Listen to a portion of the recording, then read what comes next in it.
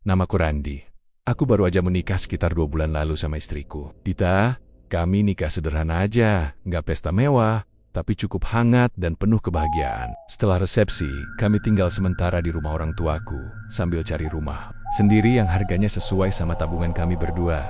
Jujur, nyari rumah itu susah-susah gampang, apalagi kalau budget terbatas kayak kami. Udah beberapa kali kami lihat-lihat rumah, tapi entah kenapa selalu aja ada yang bikin ragu. Entah itu bangunannya tua banget, terlalu sempit, atau lingkungannya nggak nyaman. Sampai suatu hari, kami ketemu satu rumah yang kelihatannya sempurna. Rumahnya nggak terlalu besar, desainnya modern, catnya masih bagus, dan yang paling penting, harganya jauh lebih murah dari rumah lain di sekitar situ.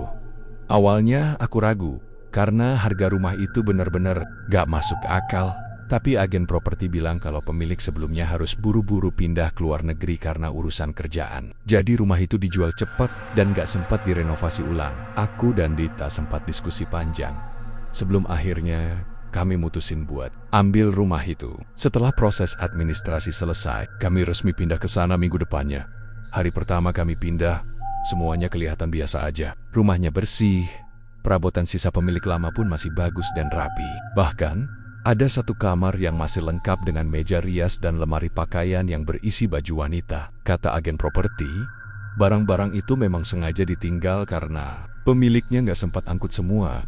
Tetangga sekitar awalnya terlihat ramah. Beberapa dari mereka menyapa waktu kami pindahan. Tapi ada satu hal yang bikin aku merasa aneh. Pas kami lagi angkut barang-barang ke dalam rumah, seorang ibu-ibu tetangga seberang jalan cuma berdiri di depan pagar sambil ngelihatin kami lama banget. Mukanya datar, matanya seperti kosong. Aku sempat senyum dan sapa, tapi dia cuma ngangguk. Pelan dan langsung balik badan masuk ke rumahnya. Malam pertama kami di rumah itu, suasananya sepi banget. Jauh dari jalan raya, jadi suara kendaraan hampir nggak ada. Awalnya aku pikir ini bagus, karena artinya kami bisa istirahat dengan tenang. Tapi ternyata, sepi itu malah bikin pikiran jadi kemoni mana. Sekitar jam 11 malam, angin tiba-tiba bertiup kencang dari arah belakang rumah. Padahal semua jendela dan pintu udah aku pastikan tertutup rapat. Langit-langit rumah pun bunyi-bunyi kayak ada yang jalan pelan di atas. Aku sempat berdiri di ruang tengah sambil ngedengerin suara itu. Tapi aku coba cuekin. Aku pikir mungkin cuma suara pohon atau binatang kecil di atap. Dita kelihatan gelisah pas mau tidur. Biasanya dia gampang banget tidur. Tapi malam itu dia bolek-bolek di kasur. Nggak bisa tenang. Sekitar jam 1 dini hari, aku kebangun karena Dita tiba-tiba duduk di tempat tidur. Dia keringetan dan wajahnya pucat. "Ron, aku mimpi aneh," katanya lirih. Aku langsung duduk dan ngusap punggungnya pelan. "Mimpi apa?" Di mimpi itu, aku lagi duduk di kamar ini, tapi suasananya gelap. Terus, aku ngelihat ada perempuan berdiri di pojok kamar, pakai baju pengantin warna putih. Wajahnya nggak kelihatan jelas, tapi dia nangis pelan sambil nunduk. Aku mau teriak, tapi suara aku nggak keluar. Aku berusaha nenangin Dita. Aku bilang itu cuma mimpi karena kecapean, apalagi tadi seharian kami sibuk beres-beres. Tapi Dita masih kelihatan ketakutan. Dia minta lampu tidur dinyalain dan minta aku jangan ninggalin dia sendirian. Aku sendiri jadi agak susah tidur setelah dengar cerita mimpi Dita. Aku sempat berpikir, apa rumah ini memang punya sesuatu? Tapi karena nggak ada bukti jelas, aku coba tetap berpikir positif. Tapi malam berikutnya, suasana mulai terasa makin aneh. Jam 2 dini hari, aku kebangun karena dengar suara tangisan pelan dari arah dapur. Suaranya kayak perempuan muda yang lagi sedih banget. Aku bangun pelan-pelan dan jalan ke dapur sambil bawa senter kecil dari HP. Aku pikir mungkin ada kucing atau suara TV dari rumah tetangga yang gak sengaja nyala. Tapi pas sampai di dapur, lampu tiba-tiba nyala sendiri. Gak terang banget, cuma berkedip-kedip. Dapurnya kosong. Tapi aku masih bisa dengar suara tangisan itu. Sekarang suaranya kayak berasal dari arah ruang tamu. Aku pelan-pelan balik ke ruang tamu. Tapi suara itu berhenti mendadak pas aku sampai. Kayak ada yang tahu kalau aku nyari sumber suara itu. Aku balik ke kamar. Dan Dita masih kebangun. Dia nanya apa aku juga dengar suara tangis tadi. Aku ngangguk. Kami akhirnya duduk berdua di tempat tidur sambil saling diam. Suasana rumah mendadak terasa dingin banget. Padahal AC mati dan semua jendela ditutup. Besok paginya, kami mutusin buat bersihin loteng yang ada di atas kamar belakang. Tapi pas kami coba buka pintunya, kuncinya nggak ada. Kami udah nyari di semua laci dan lemari, tapi nggak ketemu. Aku sempat berpikir mungkin pemilik lama sengaja ngunci ruangan itu dan lupa ninggalin kuncinya. Sore itu, tetangga sebelah rumah akhirnya ngajak ngobrol waktu aku lagi nyapu halaman depan. Namanya Pak Surya.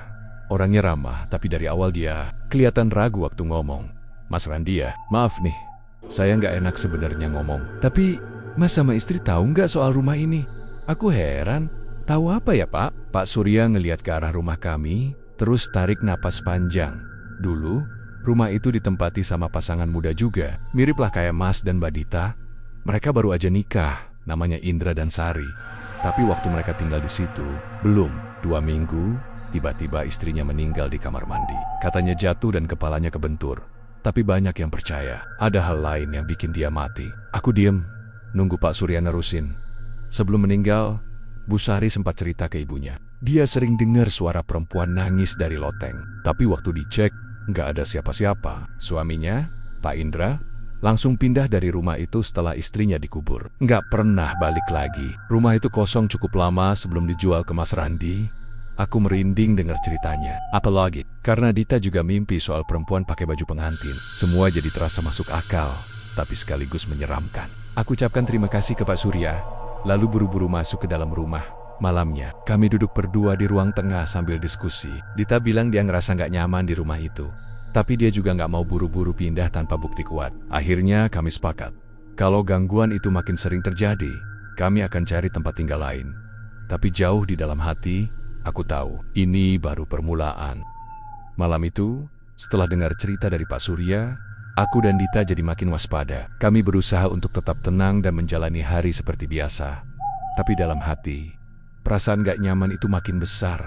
Setiap sudut rumah seolah punya mata. Rasanya kayak kami diawasi terus-terusan. Bahkan siang hari pun, suasana rumah itu tetap bikin merinding.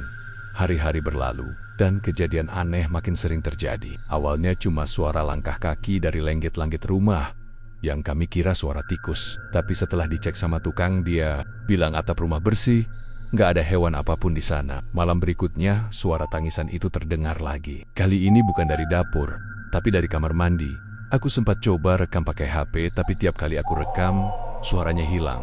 Tapi saat aku berhenti, suara itu kembali terdengar. Pelan, lirih, seperti suara orang yang kehilangan harapan. Puncaknya terjadi malam keempat setelah kami pindah. Sekitar pukul 2 pagi, aku kebangun karena suara benda jatuh dari dapur. Suara kecil kedengarannya seperti piring atau kaca pecah. Aku langsung loncat dari tempat tidur dan lari ke dapur. Dita ikut di belakang, sambil terus pegangan ke bajuku. Dan benar aja, salah satu lemari dapur terbuka sendiri. Di lantai, ada gelas pecah berkeping-keping. Kami nggak ngerti gimana bisa jatuh. Padahal pintu lemari itu tertutup rapat sejak sore. Kami saling pandang. Nggak perlu kata-kata, kami tahu ini bukan kejadian biasa.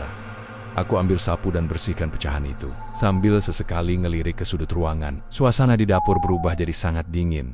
Meskipun semua jendela dan pintu tertutup rapat. Udara seperti membeku. Dan tiba-tiba, lampu dapur mati mendadak. Gelap total. Dita teriak kecil dan langsung peluk lenganku. Aku buru-buru nyalain senter dari HP. Dan saat cahaya itu mengarah ke jendela dapur, kami melihat bayangan hitam berdiri di luar kaca, diam, nggak bergerak. Tapi jelas bentuknya perempuan, rambut panjang dan baju putih panjang seperti gaun pengantin. Aku langsung matiin senter dan tarik Dita balik ke kamar. Kami kunci pintu dan nyalain lampu kamar. Dita mulai nangis, tubuhnya gemetaran. Dia bilang itu perempuan yang sama kayak di mimpinya. Tapi kali ini bukan mimpi kami berdua lihat sendiri. Besok, paginya, kami putuskan untuk pergi dari rumah itu untuk sementara. Kami menginap di rumah orang tua Dita. Kami cerita semua kejadian itu. Dan mertuaku langsung menyarankan untuk manggil orang pintar atau ustadz. Aku sendiri masih agak ragu. Tapi karena kejadian makin parah, akhirnya aku setuju. 3 hari kemudian, kami kembali ke rumah bareng seorang ustaz yang direkomendasikan keluarga. Ustadz itu langsung merasakan aura nggak enak begitu masuk rumah. Dia bilang, ada energi negatif yang kuat di sana. Dia jalan dari ruang ke ruang sambil baca doa. Dan saat sampai ke kamar utama, dia berhenti lama banget. Di sini pusatnya, kata ustadz itu sambil menunjuk sudut kamar. Aku dan Dita saling pandang. Itu sudut yang sama tempat Dita ngelihat perempuan di mimpinya. Ustadz itu lanjut baca doa. Lalu nyuruh kami untuk nyari barang-barang lama yang ada di rumah. Terutama yang ada kaitan sama pemilik sebelumnya. Aku ingat soal meja rias dan lemari pakaian di kamar belakang. Kami buka satu-satu. Dan ternyata, di dalam laci meja rias, ada satu kunci kecil yang tersembunyi di balik tumpukan kertas tua. Langsung aja kami tebak, itu pasti kunci untuk pintu loteng. Ustadz itu nyuruh kami nggak naik ke loteng dulu malam itu. Dia bilang, Akan lebih baik kalau besok siang aja, biar suasananya terang. Malam itu kami tidur di rumah itu lagi, tapi Ustadz juga tinggal bareng kami. Meski masih terasa seram, kehadirannya sedikit bikin tenang, tapi tetap aja. Sekitar jam 3 pagi, ada kejadian lagi. Kali ini dari kamar belakang. Suara seperti seseorang menyeret kain panjang. Pelan, gesekannya bikin bulu kuduk berdiri. Ustadz langsung bangun dan ambil air doa. Dia siramkan di sekitar pintu kamar, lalu komat kamit bacaan yang aku nggak paham. Lama, suara itu berhenti. Tapi sepanjang malam, kami tidur dalam suasana penuh ketegangan. Aku yakin, semua ini belum selesai. Kami harus tahu apa yang sebenarnya terjadi di loteng rumah itu. Siang harinya, setelah sarapan dan mempersiapkan diri, kami bertiga naik ke loteng. Tangga kecil kayu itu berdebu dan sempit. Begitu kunci dimasukkan ke lubang pintu loteng, bunyinya seperti grendel yang sudah lama nggak disentuh manusia. Pintu terbuka perlahan. Bau pengap langsung menyergap. Udara di dalam terasa dingin dan berat. Loteng itu kecil, langit-langitnya rendah, dan cuma ada satu jendela kecil yang tertutup debu tebal. Sinar matahari masuk samar-samar lewat sela kayu. Di sudut loteng, ada sebuah peti kayu besar. Warnanya kusam dan penuh bercak hitam seperti bekas jamur. Kami mendekat perlahan. Aku buka peti itu pelan-pelan. Isinya membuat kami semua terdiam.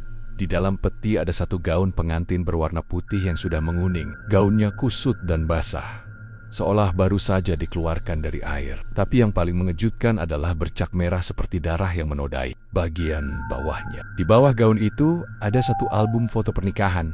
Aku ambil album itu. Saat kami buka, tampak foto sepasang pengantin muda lelaki dan perempuan tersenyum di pelaminan. Dan perempuan itu wajahnya sama persis seperti yang kita lihat di mimpi.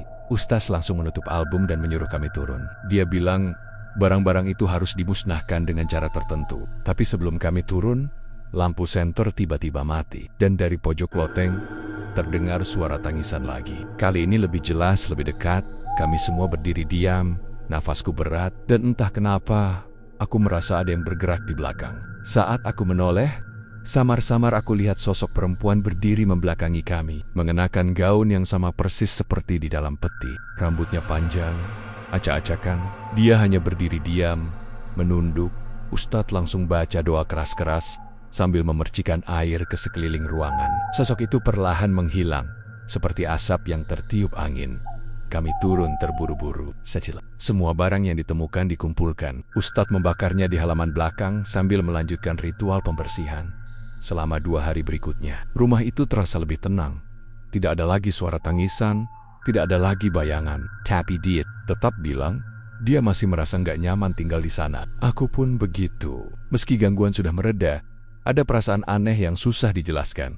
Kami akhirnya memutuskan menjual rumah itu. Kami nggak berani tinggal lebih lama. Beberapa bulan kemudian, rumah itu dibeli orang lain. Dan anehnya, harganya kembali murah seperti saat kami dulu membelinya.